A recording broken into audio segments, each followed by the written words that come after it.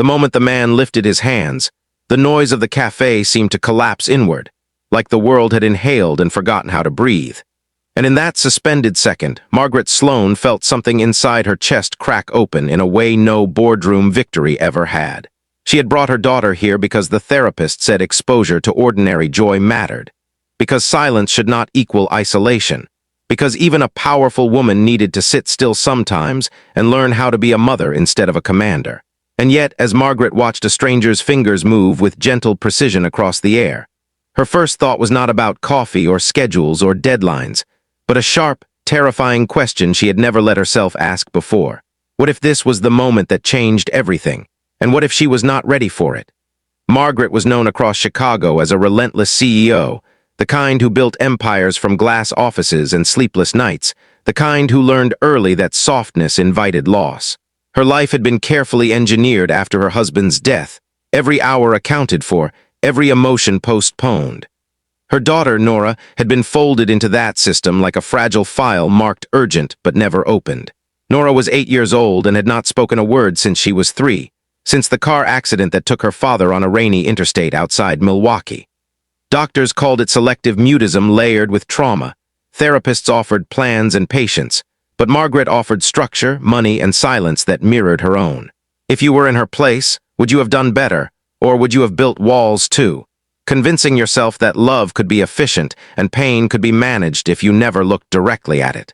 The cafe sat on a quiet street lined with turning autumn leaves, the kind of place Margaret normally passed without noticing. She had chosen it because it was small and calm, because Nora liked the purple butterfly on her backpack and the window seat that let her watch people without being watched. Margaret sat stiffly across from her daughter, hands wrapped around untouched coffee, rehearsing emails in her head, when she noticed the man at the next table. He was young in a tired way, mid-30s maybe, wearing a worn jacket and the expression of someone who had learned to be both mother and father at once. Across from him sat a boy a few years older than Nora, his eyes bright, his hands resting on the table as if waiting for permission to move. Then the man smiled at the boy and began to sign. It was not dramatic at first, just fluid, natural motion, hands shaping words Margaret did not understand but somehow felt. The boy responded instantly, his face lighting up, his shoulders relaxing, and something in Nora shifted. Margaret noticed it the way a storm notices a pressure change. Nora leaned forward slightly, her eyes locked on the moving hands, her breathing shallow but intent. Margaret felt a flicker of annoyance, then guilt for feeling it, then confusion as the man glanced up and noticed Nora watching. He did not stare, he did not smile too much or look away awkwardly. He simply turned his body a little so his hands were easier to see, and he kept signing. Margaret's throat tightened. No one had ever adjusted the world for Nora like that without being asked. Specialists had tried, schools had tried, but this was different. This was instinct. This was kindness without paperwork. Margaret felt her own hands curl into fists beneath the table as a memory surfaced, one she usually buried under quarterly reports. Her husband teaching Nora how to clap before words came, laughing as their daughter banged her tiny palms together, soundless but joyful. The loss of that sound had haunted Margaret more than she admitted. Silence had become the enemy she fought by ignoring it. The boy signed back quickly, excited, and the man laughed silently, shoulders shaking, joy visible without sound. Nora's eyes filled, not with tears, but with something older and deeper, recognition. Margaret felt panic rise. What if Nora reached out and was hurt? What if hope was just another thing that disappeared? If you were sitting there, watching your child awaken to a world you had failed to give them, would you cling to control or risk being undone? Minutes passed like hours. The man signed a simple question toward Nora, slow and careful, asking her name. Margaret knew this because she had learned enough signs years ago and then stopped practicing when progress stalled. Nora froze. Margaret's heart pounded so hard it hurt. She was ready to apologize, to pull Nora back into safety, to restore silence. But Nora lifted her hands. They trembled, small fingers uncertain, then steadied. She signed her name, imperfectly but unmistakably. The cafe did not explode. No one clapped. The world stayed ordinary, and yet Margaret felt like she was witnessing a miracle no one else could see.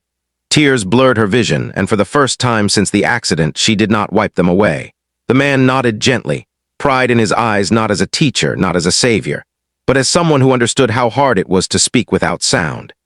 He introduced his son, Caleb, and Margaret learned through gestures and later scribbled notes that Caleb had been born deaf, that his mother had left early, that learning sign language had been survival, not choice. He worked 2 jobs, took his son everywhere, taught him that communication was not about volume but about effort. Over the weeks that followed, Margaret returned to the cafe, at first by coincidence, then by design.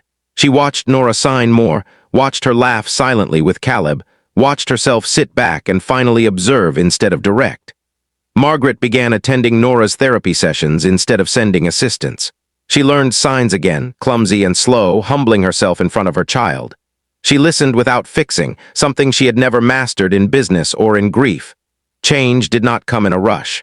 Nora still had days of withdrawal, Margaret still woke at night with spreadsheets in her head, but something fundamental had shifted. Silence was no longer an enemy. It was a language waiting to be honored. One afternoon, as winter edged closer, Margaret realized she had not checked her phone in an hour. Nora was signing a story about butterflies and falling leaves, Caleb correcting her gently, and the man, whose name was Thomas, watched them with quiet gratitude. Margaret felt regret then, sharp and deserved, for all the moments she had chosen control over connection. But she also felt hope, fragile and real, for second chances she never believed in. Just before this story ends, take a moment to comment below and share what this moment made you feel, or what choice you think you would have made if you were in Margaret's place. Margaret never stepped down as CEO, but she stepped into something far harder and more meaningful, a life where success was measured in understanding rather than dominance, where her daughter's hands became the most important meeting she would ever attend. And if this story touched your heart even a little, if it made you pause or reflect on the quiet ways love speaks, please consider liking, commenting, sharing, and subscribing, so more stories like this can find the people who need them most.